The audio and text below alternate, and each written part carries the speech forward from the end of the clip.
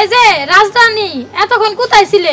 নুপুরের কাছে গেছিলাম। তা তো আমি জানি, ওই সারাদিন ঘুরে ফিরে কারো গাছের পেয়ারা কারো গাছের বড়ই পারেন নাই তো আজকে আবার? সত্যি বলতেছি ভাবি, কারো কাছে পেয়ারা কারো কাছে বড়ই আজকে কিচ্ছু পারি না। কই গো জামিলের বউ? কি কোন চাচা? কি আর কই, তোমার এই দুষ্ট ননদের বাদনামি কি বন্ধ করবা না চেয়ারম্যানের কাছে নালিশ দিমু? কি হয়েছে বাড়িতে এত চেঁচামেচি কেন? চেঁচাই কি আর সাদে? তোমার বোন প্রতিদিন আমার কাছে পেয়ারা বাইরা নিয়ে আসে। চাচা, বোনটা আমার ছোট, ও বুঝে না। ওর হয়ে আমি আপনার কাছে ক্ষমা চাচ্ছি, আর কোনোদিন যাবে না। তুমি অনেক ভালো মানুষ, তোমার মুখের দিক চেয়ে ক্ষমা করে দিলাম। এখনো সময় আছে, তোমার বোনকে বোঝাও। তুই কেন বুঝোস না? তুই এখন বড় হয়েছিস, আমরা গরিব মানুষ। তাছাড়া পাড়া গায়ে ঘুরে বেড়ালে লোকে খারাপ করবে। ভাইজান ওই নুপুরই তো। কইছে থাক, এখন আর ওই নুপুরে দুধ দেওয়া লাগবে না। কাল যে স্কুল খোলা আছে সেই কথা কি মনে আছে? যাও খাবার দাও, আমার খুব খিদা লাগছে। তুমি গোসল করে আসো, আমি বাদ দিতেছি। আর এই যে ননদিনী, তুমিও চলো।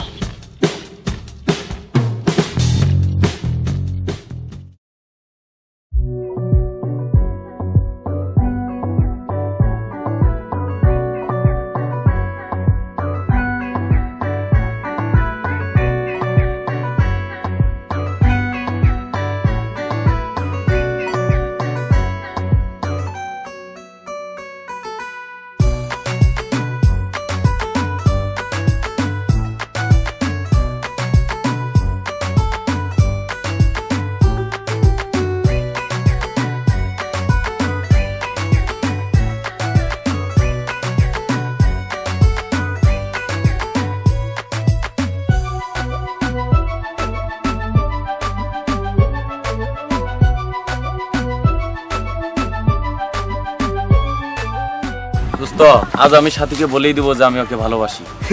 তুই বলবি? তুই বলার আগে পাখি অন্যের খাঁচায় চলে যাবে, তার চাইতে আমি বলে দেই। না তুই বলবি না, আমি বলবো। ওই যে তোর ইয়ে আসতেছে।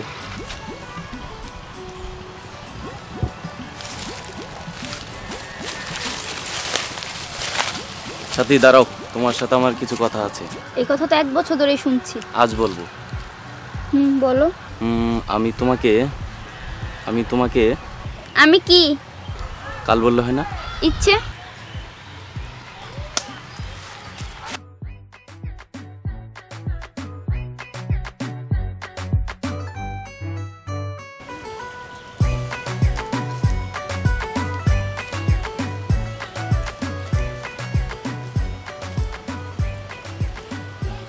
যাক বাবা, আজ আর নেই। সাথী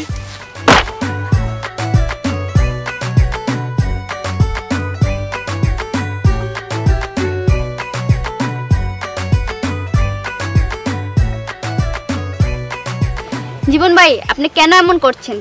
গত 1 বছর ধরে আমার জন্য এখানে অপেক্ষা করছেন কেন? তুমি কি বোঝো না কেন আমি তোমার জন্য অপেক্ষা করি? না, আমি বুঝি না, আর বুঝতেও চাই না, বলার সাহস নেই।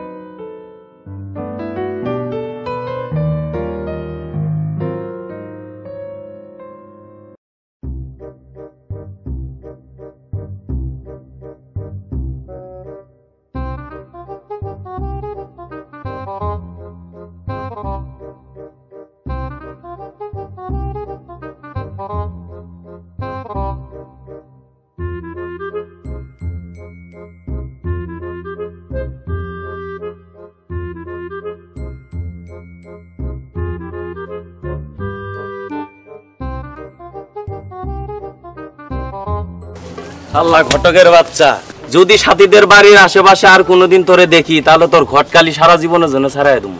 বাবা জীবন, হ্যাঁ আমি একটা সাদা সিধে মানুষ, হ্যাঁ আমাকে মাফ করে দাও বাবা, এবারের মতো। আজকের মতো মাফ করে দিলাম, কথাটা যেন মনে থাকে।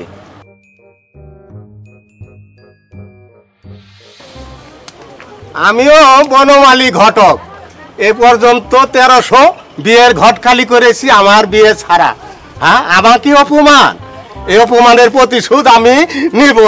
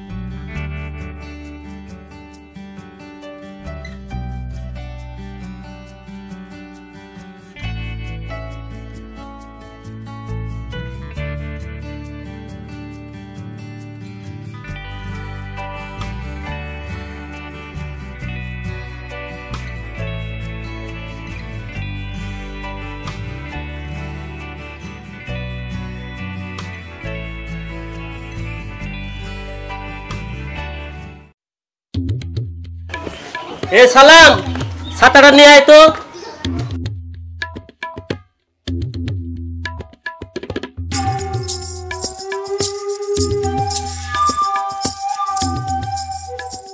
আসসালামু আলাইকুম। ওয়ালাইকুম সালাম। ঘটক সাহেব যে, আসেন একটু কথা বলি আপনার সঙ্গে। ও আচ্ছা। এসবের আবার কি দরকার ছিল? আরে এত বড় একটা কাজ করলা আর তোমারে কিছু দিব না আমি, এটা কি ঠিক? ঠিক আছে ঘটক, এখন তুমি যাও, কাজটা তাড়াতাড়ি করো। ওইটা নিয়ে কোনো চিন্তাই করবেন না, মনে করেন কাজ আপনার একেবারে হয়ে গেছে। ঠিক আছে ঠিক আছে। ঠিক আছে, আমি আসি তাহলে। কই গো, কই গেলা?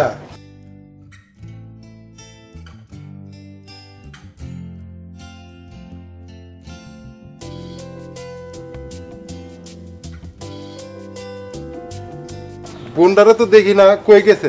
কই আর যাবো, হয়তো নুপুরের কাছে গেছে। আসলে বলো, আমি গঞ্জে গেছি, আসার সময় ওর জন্য কাপড় কিনে আনবো। খালি তোমার বোনের জন্য আনবা, আমার জন্য আনবা না? এটা কি আর কইতে হয়? তোমার জন্য আনবো গো, তোমার জন্য আনবো।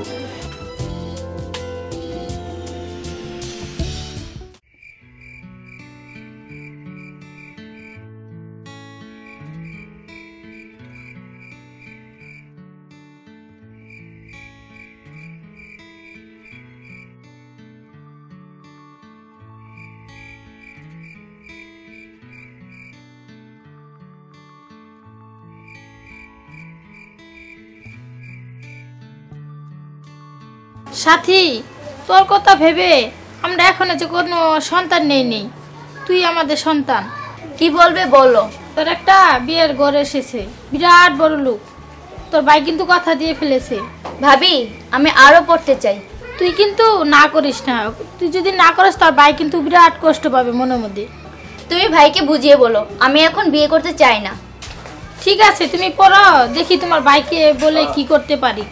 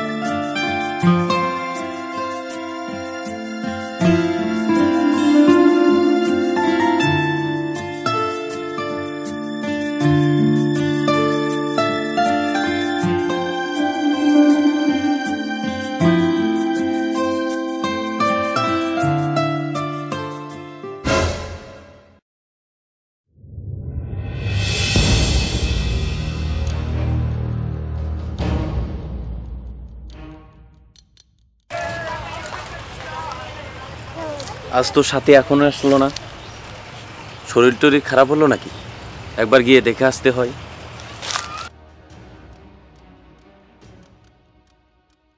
জীবন ভাই কই যাও? সাথীর কি কোনো খবর জানো? সাথী আবার তো রাত্রে বিয়ে হয়ে গেছে গা, তুমি কিছুই জানো না? না তো, তুমি কি সত্যি কইতেছো? হ্যাঁ সত্যি কইতাছি। হায় আল্লাহ, কি কর?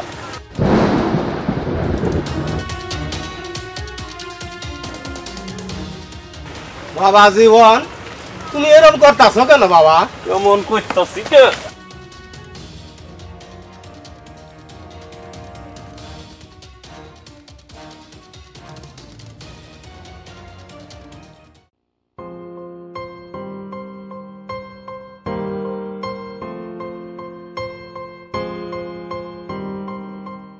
জামিল ভাই, তোমার কোনো খবর শোনো নাই?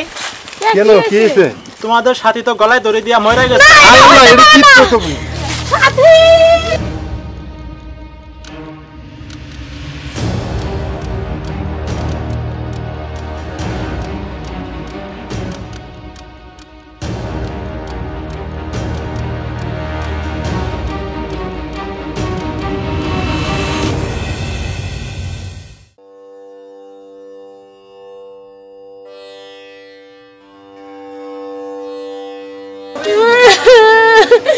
আমার এত বড় ডাইতি কারা করলো গো?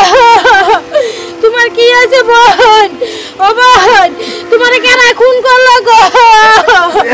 ও বোন, বোন একটু চা, তুমি কথা কও। আমার এই ডাইতি কারাই করলো গো?